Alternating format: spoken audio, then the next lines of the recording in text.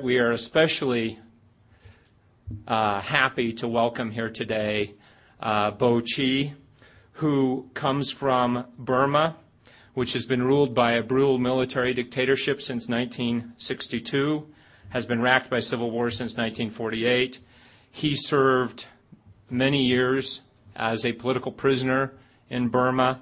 He escaped from Burma in 1999 and helped found a group in Thailand dedicated to political prisoners in Burma. It's our pleasure to welcome you here today.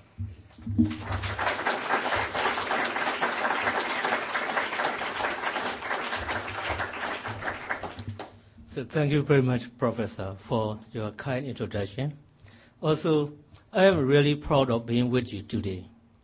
I have never imagined I will be here. I'm really surprised myself. Also, my life is also really surprised. Changed a lot, changed quickly. Also, I was born in a very rich country, Burma, called Burma. But I was grown up in a poor country called Burma. Because around 1962, so we are a very rich country among the South Asia countries. Now, 1987, we became one of the least developed countries among the very few countries. At the time, I thought the reason why we became least developed countries, I had no answer at first. I didn't understand what politics. I came from the military family. I came from the ordinary family. Therefore, I didn't know how politics. Also, we didn't have such kind of the environments like you. We have no student union. We have no the student gatherings because the government didn't allow us together to discuss, to criticize. Therefore, we didn't know. But fortunately, in 1988 changed my life. 1988 changed our lives. So, but many students were killed inside the students' compound. But I didn't know because of the information is really cut out. But the next day, 1 or 2 days later, that information came to me. At the time, also I was sitting in the classroom. I was final years at the time. My major is Burmese literature. Also, my aim is to gain my degree and then to get a good job. That is my aim. But when I got information, many students were killed in the students' compound. I could not sit in the classroom. Then therefore I threw the table. Then I told the students, the reason why we are here, many students were killed in the students' compound. We should not sit in the classroom. We should demand something. We should do something. We should change the political system. Then we did a demonstration. In the demonstration, many students participated. Unfortunately, our demonstrators were cut down by the military region, really brutally. They fired at the crowd. Many students were killed. The bullets wasn't me, but I was very lucky. Bullets didn't hit me.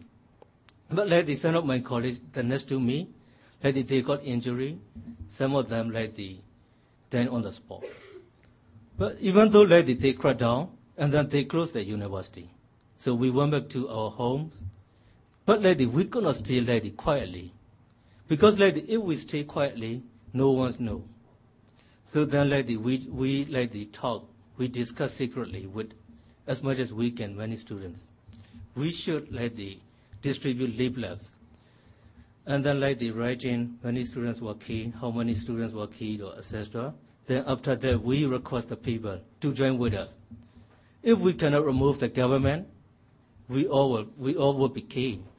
Then after agitating the people, finally the people joined with us. We could remove 3 generations of governments. But unfortunately, the next army, they took the power forcefully again from us. Then we didn't give up. We defined on those military. We demanded to transfer the power to the civilian people. and then to create multi-party political system. and democracy and human rights. But lately they fired on us again. Also they arrested many students. Also some students lately they fled to the borderline near the Thailand. Some people went to the India. We are very close to India. Therefore some students went to India. Some students went to China. China is also one of our closest neighboring. But lately I remained inside Burma. After they took the state power, we all lately secretly met again. What we should do in the future. Lately if we do demonstration, they will fire at us, kill us, lately tortured us. Then we decided one group will stand as lately illegal organization, as lately student union. Student union is illegal organization. But now another group, so they will stand on legal party. Because the current military region, after they took the state power, they declared that everybody can set up political party. We used that point. Then we set up another students' political party. That party became Democratic Party for New Society, student-based party. That is the second largest party in Burma. Then another group, they will go to the borderline. But in the borderline, we need weapons to survive. They set up student army called the All Burma Student Democratic Front. They start fighting on the borderline. So that is the history of student in Burma. We don't want to do it, but we have to do it. Because if we don't do, our new generation will suffer worse than us. Therefore, we have to sacrifice ourselves. So then, we, as a student union, we have the student newspaper. Then we call union newspaper. Every week, we secretly distributed our union newspaper. I did as an editor for union newspaper. Then finally, the military intelligence personnel watch us, follow us. Then they threaten us not to distribute it. Then in the meanwhile, we did a small demonstration, asking for new election, asking for the release of students who were detained. And that's the way we did. Unfortunately, since 1988, I could not go back to my family, my mother and my father, because my home was watched by the intelligence. If I'm back home, I will be arrested. Therefore, I didn't go back. But I had secret contact with my families. Then, 1990, March 16, I really wanted to meet with my mother. I didn't know the reason why. But in the afternoon, I thought they would not watch my home. Then I went back my home secretly. But then after that, just only 10 or 15 minutes, I was having with my mother my lunch. Before I finished my lunch, my home was raided by the soldiers, and also intelligence came in, and then aiming at him. So I look at them like this. So they aim again, and also the order to stand up. I said, now finish my lunch. I don't know what time I would reunion with my family. So therefore I requested for a chance, lunch together with my men, my mother. But they said no. Then I was drugged by the police band or military band. Then I was taken to the interrogation for 8 days.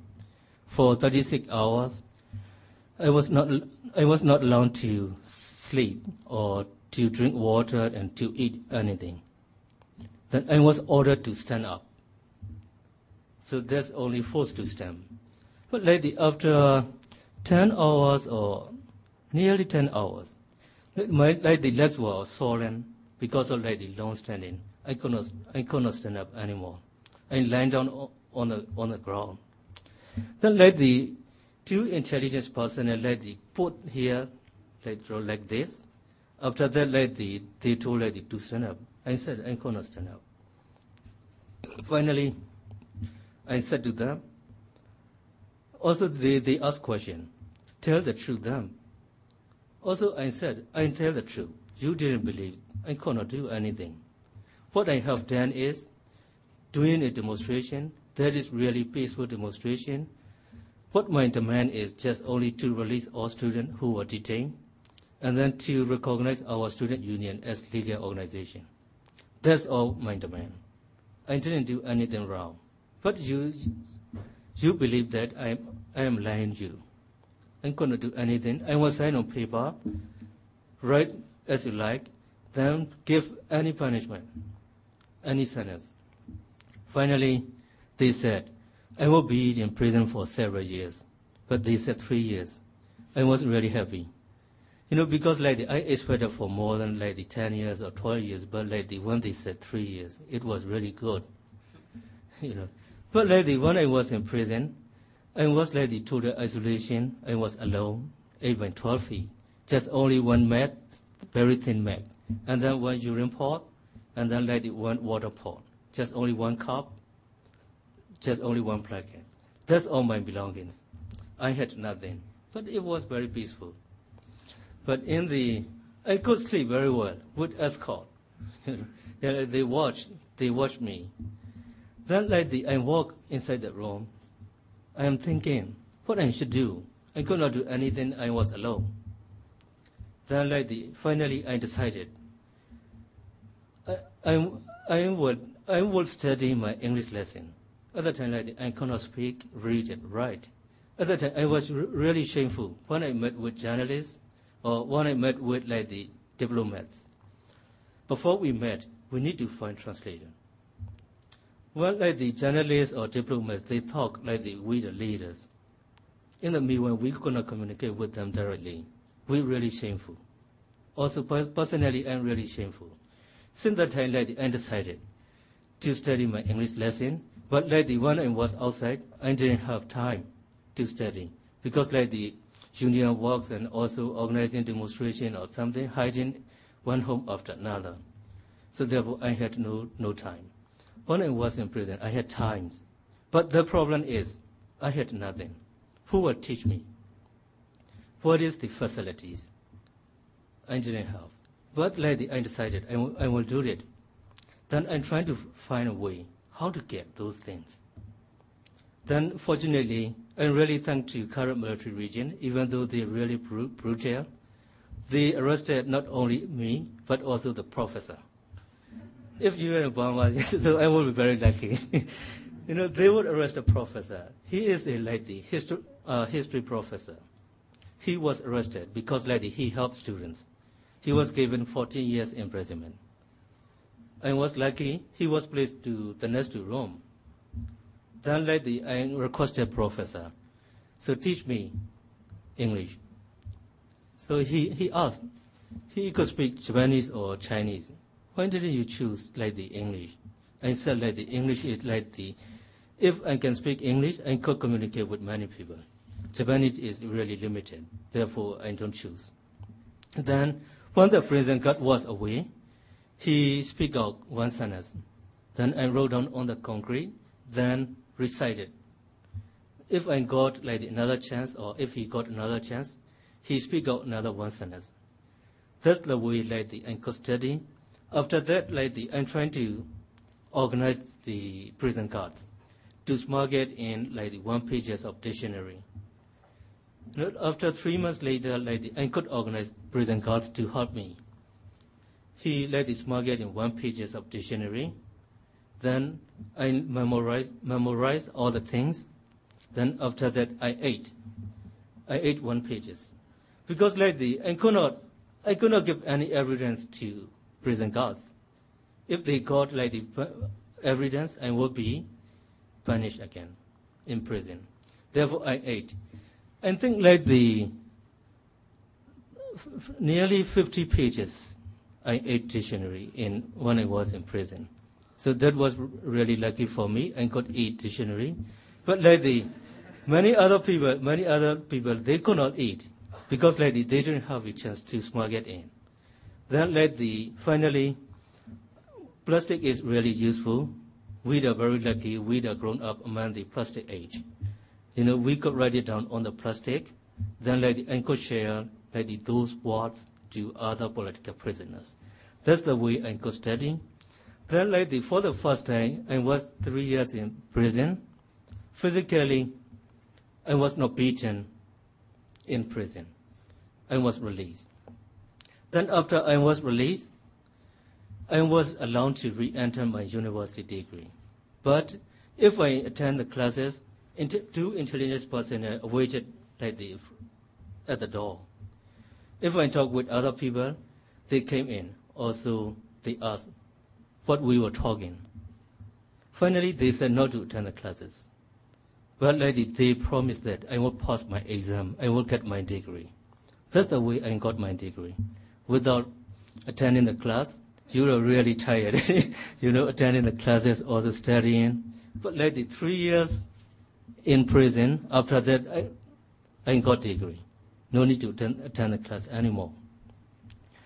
After I finished my degree, I'm trying to find a job.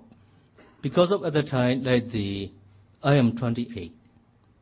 It is impossible to stay with my family. It is impossible to ask for money from my father and mother. I'm trying to find a job. I got part-time job, but 1 month later, I lost. Because the intelligence person had threatened the businessman. After that, I opened a private teacher. I did as a private teacher. When I did as a private teacher, they disliked me as a private teacher because I was one of the students' leaders. Therefore, they disliked me staying very close with students. I have no way to choose. Finally, they offer me to be an informer for them. Informer means I have to give information about political activities, which other groups are doing. I have to send the money of my colleagues to prison. I could not do. Therefore, I said, I will do it, but if you agree just only 2 points, to release all political prisoners, and then to enter dialogue with Aung San Suu Kyi. Aung San Suu Kyi is our national hero, Nobel Peace Prize winner in 1991. She is still under house arrest. We have political party called National League for Democracy. In 1990, we had an election. In the election, National League for Democracy party won landslide, 82% of the seat. They got it. But the current military regime, they didn't transfer the winning party, and then party leader was still under house arrest. She has been in prison under house arrest for 10 years. Therefore, we request the international community to put the pressure to the regime to release Aung San Suu Kyi. Just only Nobel Peace Prize winner who are under house arrest all over the world. Just only she is. But I tried my best to educate the people about the human rights. Because the Declaration of Human Rights, even though in your country, in your society, there is a legal thing. In Burma, it is an illegal thing. Even though Burma is one of the members of United Nations, we cannot do officially. Also, when I did as a private teacher, I taught the students about Declaration of Human Rights. They disliked me. Also, they told me not to teach. Also, I said, this is legal things. I will do it. If you want to arrest, you can arrest me again. Finally, they arrest me. And then they give me another 5 years imprisonment. So that's the way the former political prisoner's life, also students' life in Burma. But when I was in prison again, I'm trying to find how to get book. So I got the great expectation. I got a book. Then I got it the piece of paper about Long Walk to Freedom by Nelson Mandela. Then I wrote it. Then I shared to other people to encourage them to stay the defiance, to continue the defiance. So therefore, I was total isolation again in prison because I teach other people about the human rights or some other the encouraged things. Because they thought I did as a private teacher, then I could influence to young generation. Therefore, I was to the isolation again. I was alone. So then, if I wanted to see the people face, I always sit down in front of the door, and then I look at, so the one prison guards or some other prisoners, they cross over my room, the 20 or 25 yards. I always sit down, like a cage, and then also you will see in the zoo or something, like the tiger, they always look at outside or something. Or I always look at for nearly 1 year. I could not see the people. Also, I could not meet with my family also. But in the total isolation, I wrote down what I remember, all the words, all the things. Then I composed poem. Also, I wrote many articles in the concrete. Then I note down in my mind as much as I can. Then after I was released, I'm trying to share to other people. I wrote down many pieces, many articles. So that's the way I use my time when I was in total isolation. If I never think of future, I never think of my release. If I think of my future, if I think of my release, I will be crazy. Because you will imagine just only stay alone yourself in your apartment. It's really boring. I had nothing to do. No television, no radios, no the girlfriends. It's really, really boring. So we should try to do something at present. Now, for the time being, I am as an exile. Exile life is also really different challenges. Even though I am here in Thailand, when I back to Thailand, I am legal. We can say legal, or sometimes we can say illegal. I don't know myself. So because now I have the valid document, valid passport, I can travel around. But when I live in the borderline, I cannot use this passport. Because the Thai intelligence or Thai policemen, they have already known. They have already known me in person. I am an exile. If I can show the passport, they will say this is fake document. I cannot show. Therefore, when I was in Mesau, I kept it very safely in the box or in somewhere. So there is a way of my life. Also, I didn't know what time I will be. I will be arrested by Thai intelligence, or I will be arrested by Burmese military regime. Some of my colleagues from India, they were arrested by the Burmese soldier. Now they were in prison, Burmese prison again. Also, therefore, I didn't think of long future. I always think of present time, what I should do the best now. That is the best way for the future. If I could do the best now, if I did the past the best, that is according to the situation, I have to stay like this theory. I did the best for the time being. Also, I always think of our country progress. To be able to progress, we need democracy and human rights. We can see when I travel U.S. and Europe, I see the differences. It is the politically differences. Most of your countries are using democracy and human rights. Many Asian countries, we don't have much democracy and human rights. And then most of the Asian countries are really poor countries, like Afghanistan or Nepal or Burma, or those countries are really human rights abuses. There are many human rights abuses. I could see human rights abuses committed by the government and its agent. Other is privately, is businessmen. Those two kinds are mainly human rights abusers. Governments and its agent, and then businessmen. Also, the ordinary people are ordinary people are always abused by those people. To be able to stop the human rights violation all over the world, we need to be united. we need to more like the outrages or more speak out. So otherwise, like we cannot stop human rights violation all over the world. So also we need to change like the human rights mechanism at the United Nations or at every level. United Nations is more important thing. But now like we are trying to do lobby to change human rights mechanism in United Nations. So that is really powerless organization is United Nations. But like we need like the United Nations more powerful. Also we need Burma case to put Security Council agenda. That is mainly what I am doing, even though I could not join to the university, I could not go to the university, thanks myself and thanks to the authority regime, military regime. Because of their oppress, I try to study, I'm trying to do more. That's the way I am here. Because of that, I am here. Thank you very much for listening. Also, I have like the videotape called Burma Behind Bars.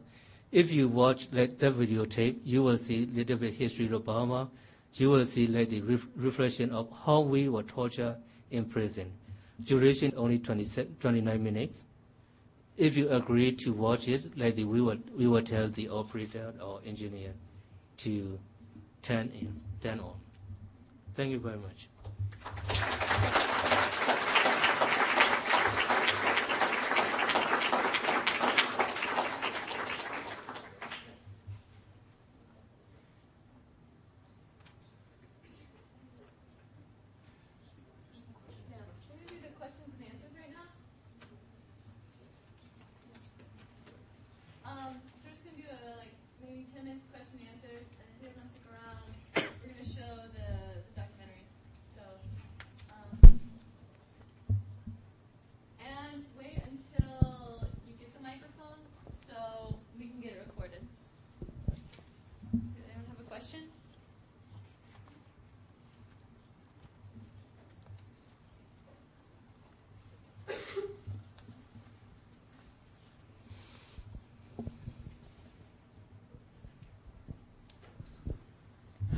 I just returned from living 18 months in Mandalay.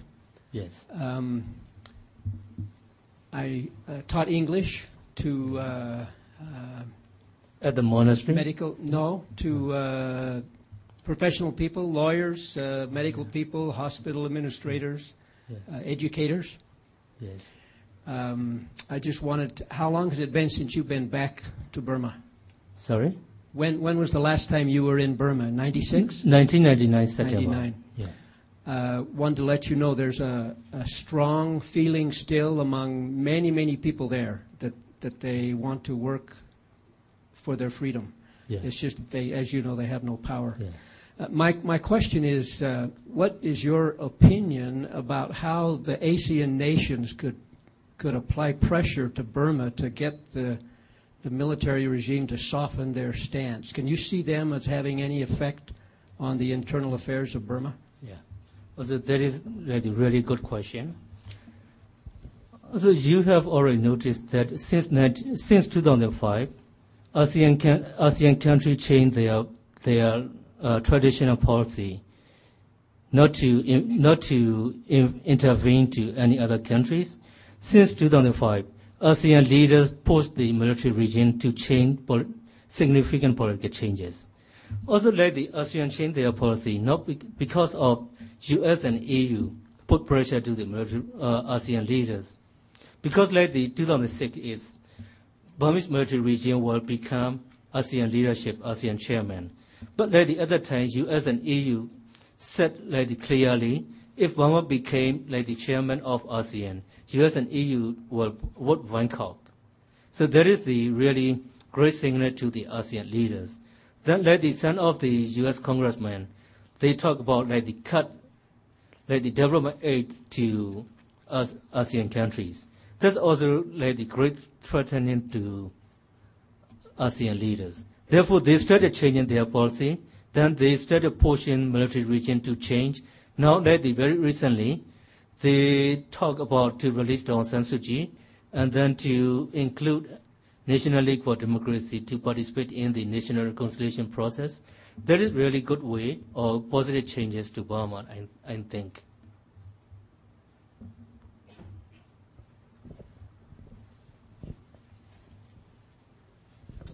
I think a lot of times we over here in the United States sometimes feel like there's nothing we can really do as just college students. What do you think, in your opinion, what could we do to help out what's going on all the way over in that part of the world?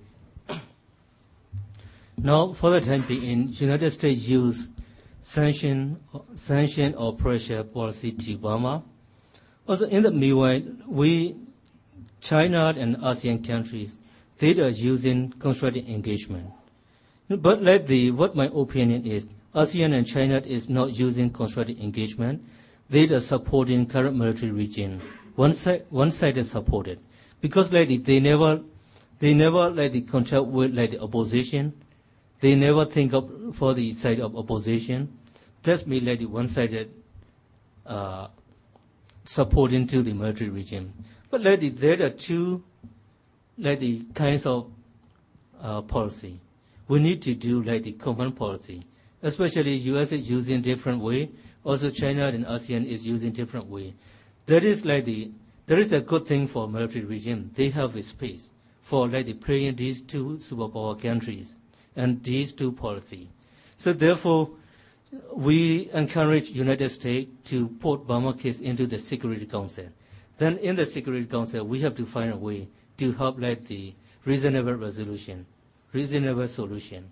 So because the Security Council has power, if the Security Council made a resolution, every country has to follow, including China. Therefore, another thing is China also can discuss with United States how to solve the Burmese problem. Also, therefore, now we ask for United States to communicate with China especially for Burma. That is the United States can do. Other way is for students and other citizens. So you can write it down, your congressman, to put Burma case into the Security Council. So that's the way you can put pressure to your congressman. Also, other thing is encourage or contact with the U.S. company Obama. So based in Washington D.C., they're really working for one court, especially for business companies, not to invest in Burma for the time being. We boycott for tourism for the time being. There is the way you can do.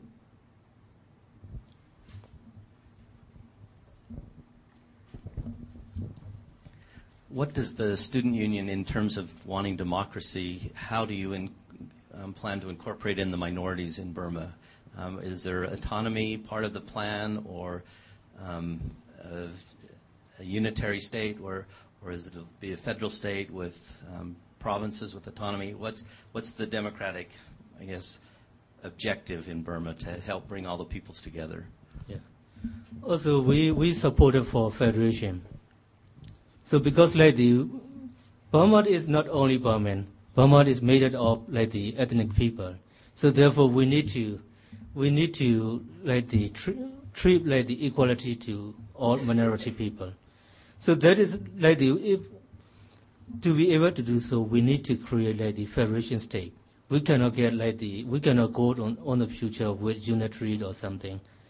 So that is therefore we supported federation. But for the time being, if you discuss federation, the current military regime were translated into separationist. Last year, ethnic leaders, also the ethnic leaders were arrested because they discuss about federation. They are legal party. There is a problem. Also, you cannot discuss about federation in Burma. Therefore, now along the borderline, we are trying to predict about the federation or something.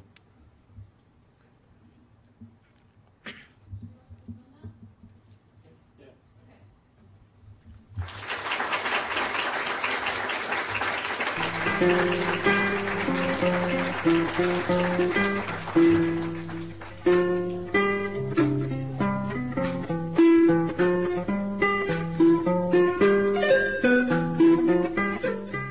was once one of Southeast Asia's most developed nations. Yet now, while many of its neighbours look to embrace democracy and human rights, the country, now known as Myanmar, spirals backwards into the dark ages.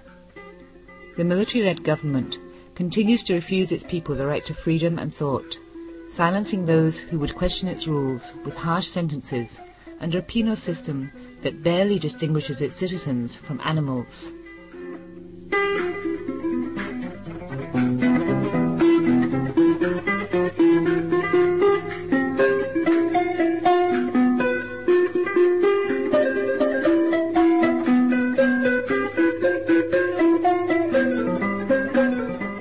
In 1948, Burma gained its independence after being colonized by the British Empire for more than 100 years.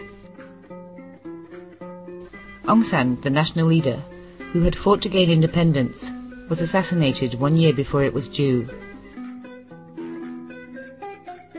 After independence, Burma had a parliamentary democracy system for 10 years.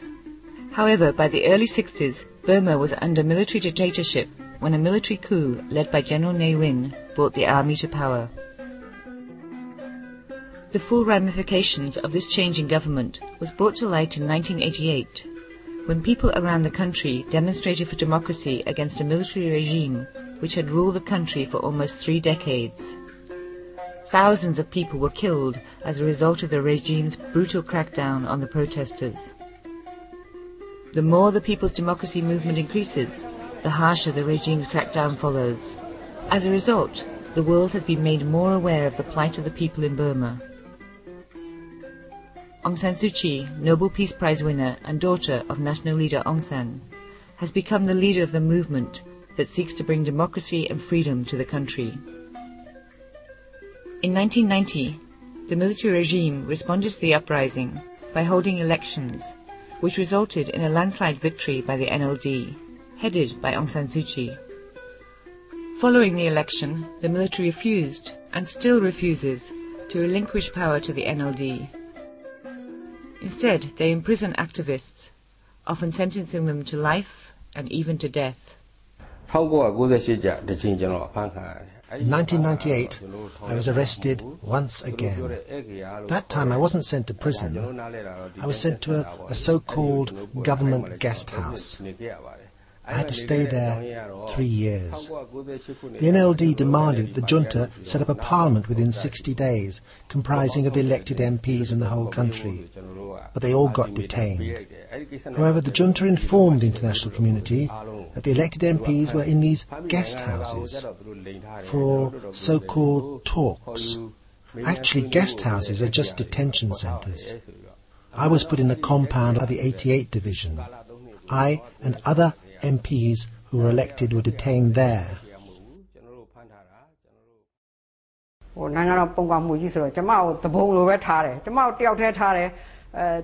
As I was sentenced under state protection law, I was treated as a rebel. I was put alone. They didn't allow me to walk outside my cell except when I was taken to have a shower. Moreover, prison staff were ordered to stay away from my cell because they would secretly provide me some snacks and meals. After the 1962 military coup, political prisoners faced cruel torture and ill treatment. After 1988, many people were put in prison for their political beliefs, the greatest number in Burma's history. On the one hand, the regime has signed ceasefire agreements with many ethnic armed groups, some of which are known narcotics producers, while on the other hand, it cracks down on the activists who simply call for democracy in a peaceful and non-violent way. Although the international community has attempted to free Burma from the repressive regime, yet another violent massacre took place on May 30th, 2003. The regime launched a terrorist attack on peaceful democracy activists, including Aung San Suu Kyi, in Daepayin township, resulting in at least 70 activists killed, hundreds detained, and many still missing. Even Aung San Suu Kyi, who actively advocates on behalf of prisoners to the internal and international community, was detained after the attack. Now she too is yet again a political prisoner for the 3rd time. Once in 1989 for 7 years, then in 2000, and now again in 2003. The release of political prisoners is important because it means a return to political normalcy. Unless political organizations are free to go about their work unhindered and unintimidated by the authorities, we can never say that we have started the process towards change to democracy. In the women's ward, there was space for only 100 prisoners. However, I saw some 300 women there. There were many sex workers. It was very overcrowded. When I got arrested, I was not allowed to take any blankets or a spare dress. As I am a woman, my menstruation period would come, and it was the most shameful time in my life. The clinic was run every Friday. A woman was sick, and she requested to go there for treatment. She was allowed to go there only after prison staff scolded her. She came back later. Soon after, she took some pills and then died.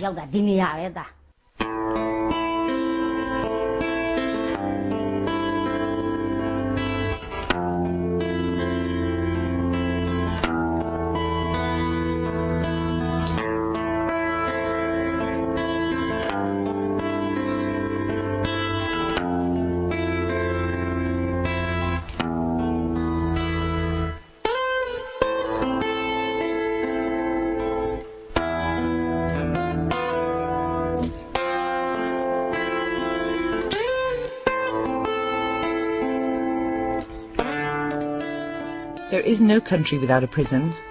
A country's prison conditions reflect on what sort of government rules that country. A prison should be a correction department, a place to cure people who have done wrong against society and reform them. Many people who committed crimes are in prison throughout the world, and their rights are respected. However, in countries like Burma, a prison is a place for the government to crack down on people in order to stay in power for a longer period.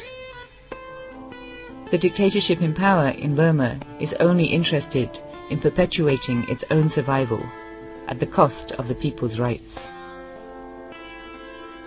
Burma has 39 prisons. The most ancient one is Sittwe Prison, located in western Burma and 500 miles from the capital Rangoon. It was built by the British government after the First Anglo-Burma War. Minko Naing, a student leader well known after the 1988 People Uprising, is incarcerated in this prison. He should have been released in 1999, but he remains in prison as the regime falsely labels him dangerous to the country. He is the most senior of the activists arrested since 1988. His imprisonment period has been over 14 years. Additionally, some members of armed ethnic resistance groups who have been struggling for their freedom, such as Karen and Arakan, have been in prison for more than 20 years. When I was sent to Thayat prison as a criminal, I was sentenced under Article 392 of the Criminal Code. I was sentenced as a supposed robber. The regime just wanted to destroy my dignity. You see, political prisoners and criminals do not have the same rights. Political prisoners are systematically oppressed. In family visits, we could only talk to our family members for just 15 minutes, and whatever we talked about was noted and recorded. The largest prison is Insane, located in northern Rangoon. It was built in 1892 during the British colonial period. Approximately 10,000 inmates languish in that prison. Many well-known or respected people are in that prison for their political beliefs. If people are going to be arrested for expressing their opinions, their political opinions, then how can we say that there is a hope for political freedom in Burma? And without political freedom, how can there be democracy? So we repeat again and again, we reiterate that the release of political prisoners is the most important thing for all those who truly wish to bring about change in Burma. I feel so sorry for Aung San Suu Kyi that she is now under arrest. It's nonsense to say that political prisoners are favoured. I sympathise with Aung San Suu Kyi. I know how she feels, as I am a former political prisoner.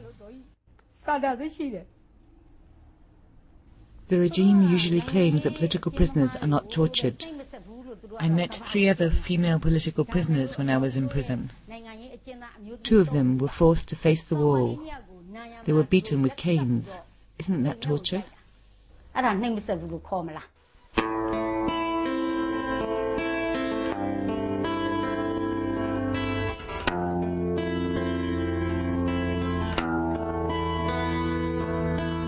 person in prison for any reason has to experience for the first time what is called ponzan, or, in prison terminology, a set of different submissive positions that prisoners must assume on command. Prisoners must lower their gaze to the floor, avoiding eye contact with the guards. This was introduced in the British colonial period for security reasons. Under the regime's rule, it's intentionally used to break down one's dignity and values. The current prison conditions in Burma conform to less than 10% of the standard minimum rules for the treatment of prisoners, adopted by the first UN Congress on the Offenders, held at Geneva in 1957. Burma is a Theravada Buddhist country. However, the regime doesn't favour Buddhist monks. If a monk participates in the democracy movement, he is also sent to prison, where he is forcibly disrobed, and then treated just like other prisoners.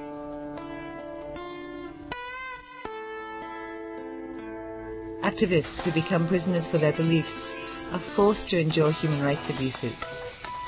Talking to other prisoners from neighbouring cells is a crime according to the prison authority. If they talk, they are beaten. Some have gone insane due to this inhumane treatment. Political prisoners face not only imprisonment, but also different sorts of punishment in prisons. One of the punishments is putting a 6-kilogram iron shackle on the legs. Sometimes an iron stick is fixed horizontally between the shackled legs of prisoners, forcing them to stand permanently with legs apart.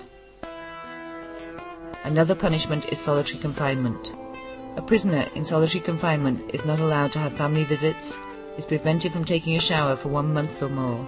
The small pot used as a toilet is rarely emptied, so it is often overflowing with the prisoner's waste, filling the cell with filth and spreading disease.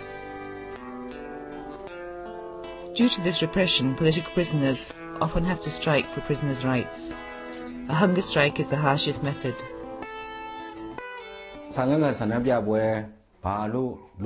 Why and when were there hunger strikes in prison? Well, we had hunger strikes when the authorities brutally oppressed the political prisoners. We tried to gain our rights by having hunger strikes. There were many, many hunger strikes under this repressive government. Under the old socialist regime, the hunger strikes on Coco Island prison were well known. One lasted 52 days, and 8 political prisoners died during that time. Sometimes a hunger strike doesn't work. Sometimes, on the other hand, it ends with success. In 1971, there was a strike on Coco Island prison. Dozens of political prisoners died in the hunger strikes. Yes, and finally they did win. And the prisoners on that island were taken away, and so that particular strike ended with success. When the prisoners are not being harassed, they fill the monotony by playing chess, smoking, talking, and making statues using soap cake. If they have the chance, they make bags using pieces of plastic. They use plastic sheets and paper from cigarette butts to write on, something which is forbidden in Burmese prisons. Despite these strict conditions, many political prisoners take the risk of secretly studying subjects such as the English language. When I was 14, I was sentenced to 3 years imprisonment for the first time.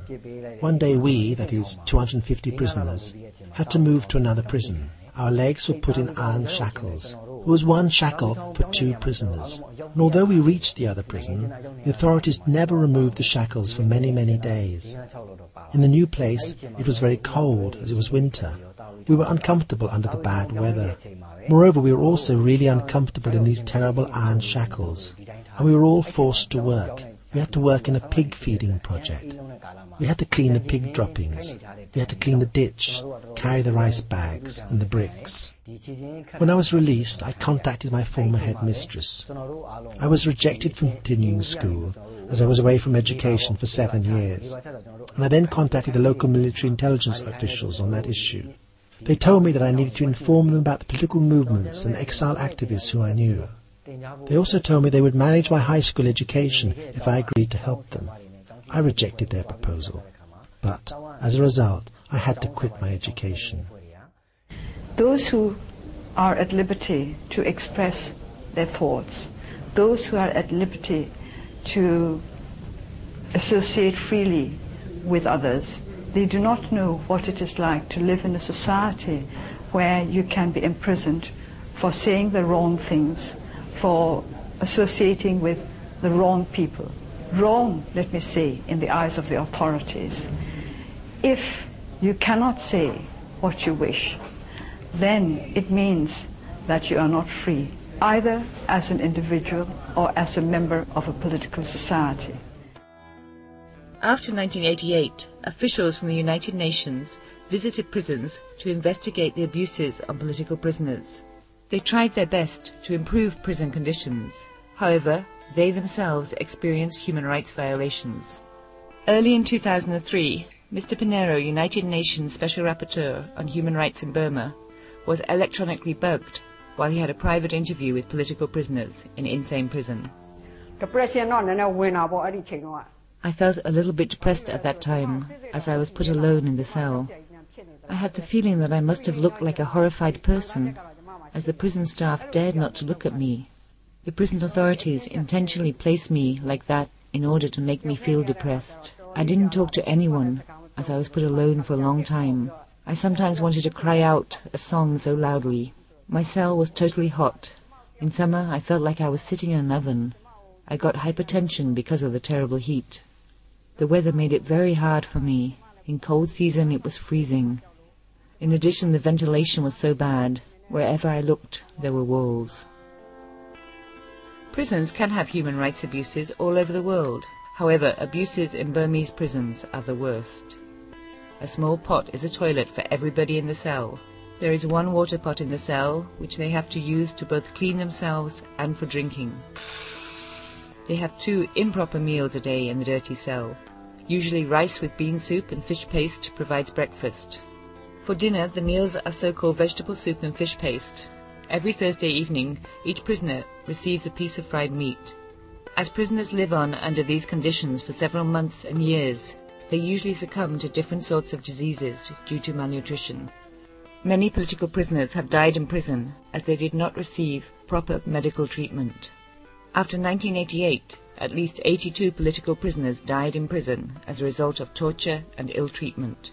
More died after their release because of the diseases that they got in prison. I heard the door open. They shouted my name and asked me to bring a sarong. They put it on my head and tied it round my neck. I couldn't see anything, and I was handcuffed behind my back. And when we reached the interrogation hall, I was ordered, lie down and face the floor.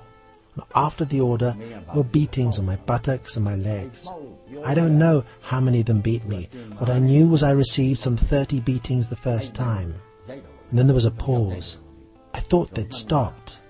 And then the second time, they beat me in the same way again and again. I still hurt a little bit where they kicked me, using the head of a stone. In the movies, sometimes you will see someone is kicked. The body will jump up, and there'll be a lot of pain. But in my case, there was no need to be an actor like in the film. I jumped up, and it really severely hurt me.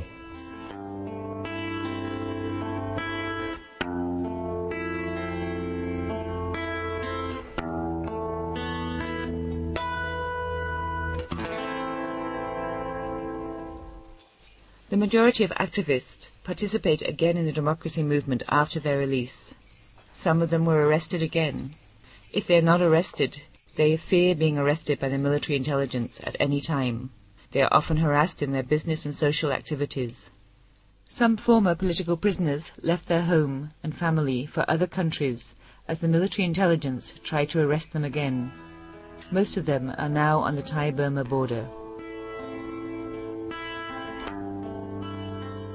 We are not happy here in Thailand. Wherever we go, we are afraid of being arrested. Who is to blame? We don't want to stay in others' countries. we want to stay in our own country. However, we are here as Burma is ruled by bad rulers.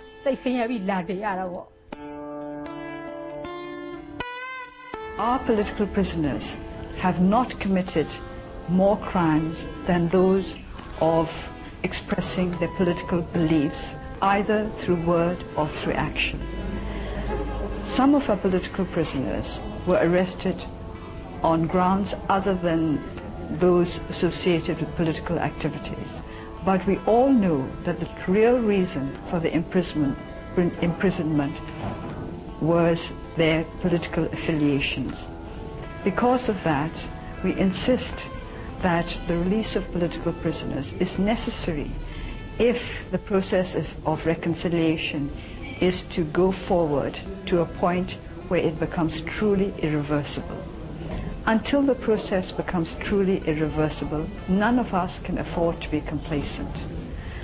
Until all our political prisoners are free, none of us can say that Burma is now truly on the road towards democratic change. Because of that, we would like to call upon everybody who cares for the future of Burma to support the request, the demand for the release of all political prisoners speedily and unconditionally. They should be released as soon as possible, that they may resume their political activities, that they may live by their political beliefs unhindered and unoppressed.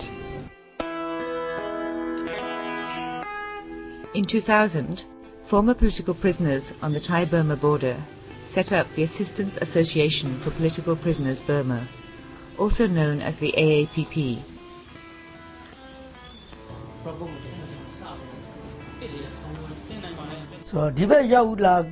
After I fled to the Thai-Burma border, I thought of what I could do for the democratic struggle. I consulted activists from other different organizations, and finally we discussed about the situation of political prisoners in prison, all the human rights violations by the junta, and how we can help those suffering. And at last, the beginning of 2000, the 11th anniversary of Minko Nai's arrest, a student leader in Burma, we set up AAPP. The current economic and political and educational situation in Burma has devastated everyone, and the majority of released political prisoners are in fact under surveillance. Military intelligence personnel always watches whatever they do, whether they're in business or in education. The military intelligence visit former political prisoners' homes, question them. And when they do, former political prisoners feel anxious about being rearrested, because once you've been a prisoner, you're always a prisoner in Burma. Some people just cannot bear such continuous harassment, but some are rearrested and some are hiding, others are trying to go into hiding. They contact opposition groups across the border. And nowadays the number of former political prisoners fleeing to the border areas is dramatically increasing.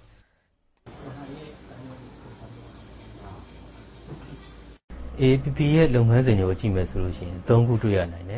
are three kinds of work in the AAPP. Firstly, there are internal Burma activities. Secondly, there are the Thailand border activities. And finally, there are the international activities. When we look at the inside work, we can see monitoring of the situation of political prisoners in Burmese prisons and assisting them as much as we can.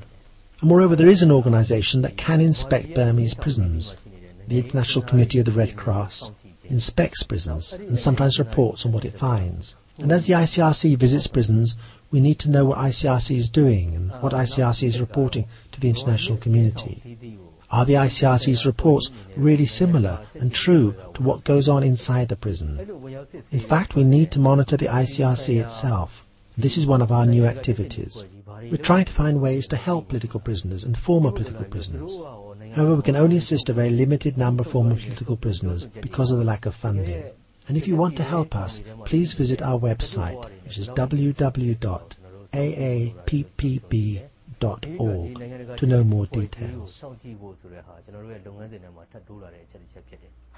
The highest international activity of the AAPP is attending the United Nations Commission on Human Rights conferences, which are held every March until April in Geneva. AAPP has been attending that conference since 2002. At the UNCHR conference, we could present a list of political prisoners and the real situation of political prisoners to diplomats from different nations. So now there are stronger resolutions passed on political prisoners' issues by the UNCHR. I myself believe that even though AAPP is only working on human rights work, it does make a great contribution to the Burmese struggle for restoring democracy and human rights in the country. And moreover, this is the right time to focus on the release of all political prisoners, immediately and unconditionally. The AAPP has been reporting on the condition of political prisoners based on their own experiences and the information they receive. Once outside the prison walls, former political prisoners will continue to work for the freedom of all political prisoners who have been unfairly put in prisons. The issue of political prisoners is directly related to the Burmese political situation. When all the political prisoners are free, Burma will be a democratic country. In the meantime, life for all the people of Burma is behind a prison wall.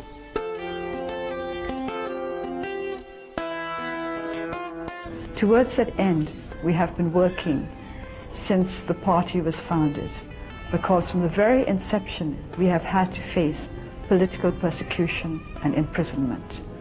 Towards that end, we will go on working, and we hope that all our friends everywhere will support us in our endeavors. Thank you. When I get home, I'm going to ask someone to touch me. Very gently, please, and slowly touch me. I want to let it go. How I feel, I know I've been touched for 7 years. For 7 years, I've been touched. All the times I have learned to know the meaning of untouchable. I touch not quite. I can call the things that have touched me.